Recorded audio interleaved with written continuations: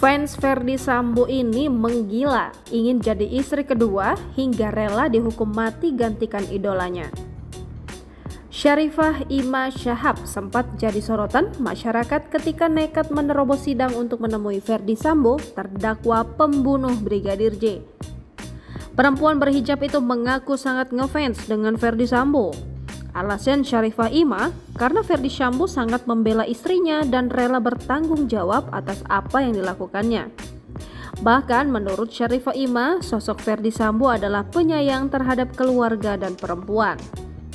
Karena sangat ngefans itulah, Sharifah Ima nekat menerobos ke muka sidang di Pengadilan Negeri Jakarta Selatan pada Selasa 29 November 2022 demi bertemu idolanya Ferdy Sambo. Atas apa yang dilakukan dan alasannya ngefans dengan Ferdy Sambo, Sharifah Ima membeberkannya di podcast YouTube Uya Kuya TV yang tayang pada 2 Desember 2022. Kepada Uya Kuya, Sharifah Ima Shahab mengaku mencintai Ferdy Sambo dan berharap bisa dinikahi sebagai istri kedua dari suami Putri Chandrawati tersebut. Dalam kesempatan itu, Sharifah Ima Shahab menceritakan momen saat dirinya menerobos sidang Ferdy Sambo. Sharifah Ima Shahab mengaku bahwa dirinya nekat menerobos sidang demi menemui Ferdy Sambo yang sangat ia cintai. Selain itu, Sharifah Ima Shahab mengatakan jika dirinya sangat ingin menemui Ferdy Sambo lantaran sebelumnya dilarang mendekat. Sharifah Ima Shahab juga mengungkapkan awal mula rasa cintanya tumbuh ke Ferdy Sambo. Ia mengaku bahwa baru mencintai Ferdy Sambo setelah adanya kasus kematian Brigadir J. Namun meskipun demikian, Sharifah Ima Shahab merasa sangat mencintai Ferdy Sambo yang menurutnya memiliki sisi baik dalam dirinya. Bahkan menurut Sharifah, Ferdy Sambo bisa bertaubat dari kesalahan yang dibuatnya. Tak hanya itu saja, Sharifah juga membeberkan alasan utamanya mencintai Ferdy Sambo. Sharifah menilai jika Ferdy Sambo adalah sosok penyayang karena sangat dekat dengan anak-anaknya.